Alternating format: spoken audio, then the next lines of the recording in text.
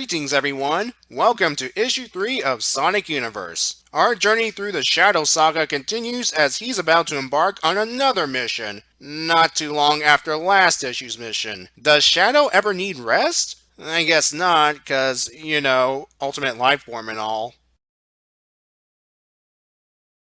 The story begins with the gun commander briefing Shadow and Rouge about E-102 Gamma. Seems the robot's been busy since the Sonic Adventure adaptation, going around the world, hunting down other Eggman robots and all. Gun wants to recruit him and orders Shadow to find him before Eggman's forces do. Good thing too, because at the same time as the gun briefing, Eggman is briefing someone about Gamma and wants that robot destroyed. That someone is a recently activated E-123 Omega, and he doesn't want to destroy Gamma, he would rather hunt down Sonic. But Eggman has dibs on the hedgehog and orders Omega to hunt down Gamma. Stifley's dialogue lets readers know that this takes place around issue 199 in the main book. Okay, I better comment on the scarf thing. This is more than likely a continuity error since Eggman did indeed wear a scarf while piloting the Egg Phoenix in issue 198. Although, you can write this off as another sign of Eggman's increasing madness.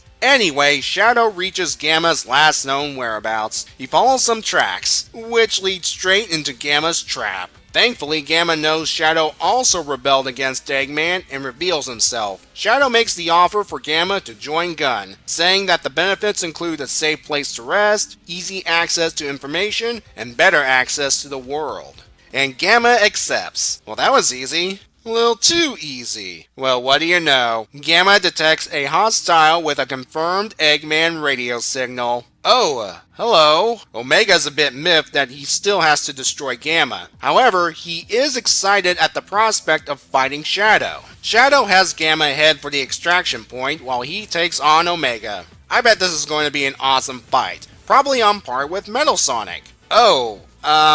Never mind. You're really not living up to the Ultimate Lifeform title, Shadow, if Omega can shoot you that far away. So now it's a cat and mouse game between the two robots. Omega taunts Gamma, saying he's obsolete, that he would easily be destroyed even if he was in perfect condition, and he's got a pitiful weapon. Gamma hits him back, saying he's bulkier and louder, despite being superior. While Omega is loaded with weapons, Gamma's is perfect for being an assassin. But Gamma realizes Gun needs something more, and willingly readies himself for destruction. Not before uploading something into Omega, his soul. Shadow's too late to do anything to help. He arrives to witness Gamma's coding merging with Omega, resulting in Omega gaining a soul. Because of this, Omega's now disgusted about harming organic life and needs new purpose. Shadow invites him to join Gun. Omega agrees, with the thought of revenge against Eggman for not using him to the fullest. After making a memorial to Gamma, and Omega threatening to kill Shadow if he ever blabs to anyone about his feelings, they head off to the extraction point. Back at Gun HQ, Hope cannot stop talking about how amazing Omega is, but Shadow is in a downer mood. Just like he couldn't save Metal Sonic, he couldn't save Gamma. Never mind about that. Hope's got the bugs out of her dimensional teleporter, which is good because the next mission is to head into the special zone to get another Chaos Emerald.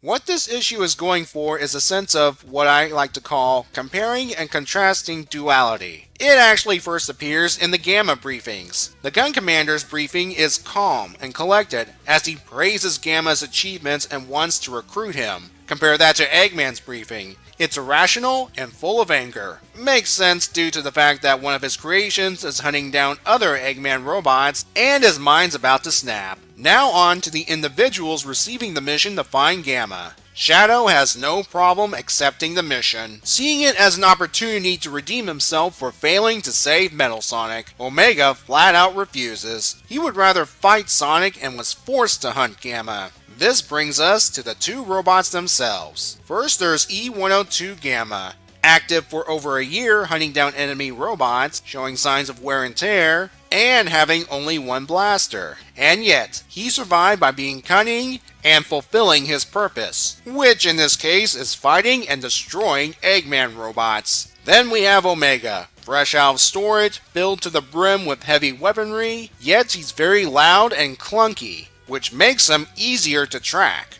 Now, could Gamma have taken on Omega? Based on what I've seen, Gamma would have put up a decent fight, but would ultimately be annihilated by Omega. I think Gamma knows this and readies himself for destruction, while at the same time making sure Gun has a potential ally. The soul thing. I have seen and read enough science fiction to believe an artificial intelligence could gain sentience and a soul, and Gamma's no exception. What probably helped was this encounter back in Sonic issue 82, and the bird that was inside Gamma. It's unknown if the bird was one of Birdie's parents, and if it was, well, better late than never. Anyway, back to the soul thing. Gamma transferring it to Omega is pretty much passing the torch, as it were. It also frees Omega from Eggman's servitude. Remember, while Omega refused to hunt down Gamma, he ultimately complied. Probably due to some Eggman coding, the Soul Code, as I like to call it, more than likely overrode the Eggman code, and now Omega can outright go against the Doctor. Note that after the merging, Omega speaks with an organic speech bubble,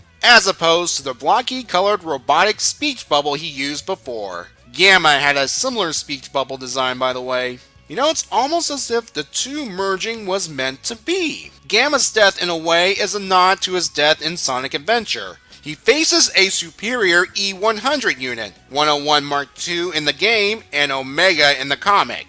And yes, the 101 Mark II fight is mentioned in this issue. Anyway, in both instances, Gamma achieved a measure of victory before death. In the game, it was freeing the bird inside Mark II, which turns out to be the mate of the bird inside Gamma, which ultimately leads to Birdie reuniting with its family. In the comic, it's giving Omega the gift of a soul so he can really be free. Omega's introduction likewise is a nod to his game introduction. We meet Omega in Sonic Heroes guarding Shadow the Hedgehog in a vault. He's mad that Eggman treats him like this and wants to prove he's the superior creation by destroying all other Eggman robots. In this issue, he just came out of storage, his potential is wasted, and once he gains a soul, he wants revenge against Eggman and his machines. Fun fact, Omega was supposed to be introduced in the Sonic comic series much earlier. For example, Ian wanted to use him for the milestone issue 175. He would have been the one to attack Freedom HQ and kill the infamous character Tommy Turtle. But Sega didn't want Omega in the comic for some reason.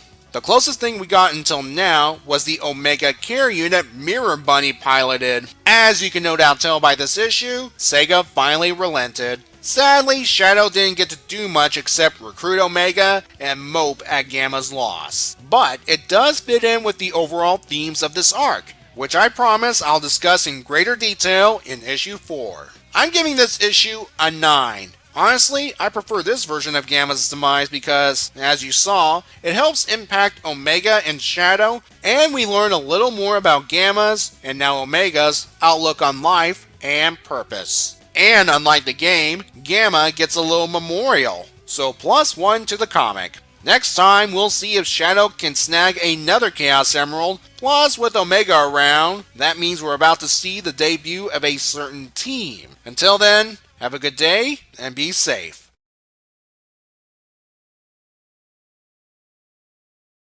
Omega says Shadow's stronger than Sonic. I wonder if Shadow will use that as bragging rights when next time he meets the Blue Hedgehog.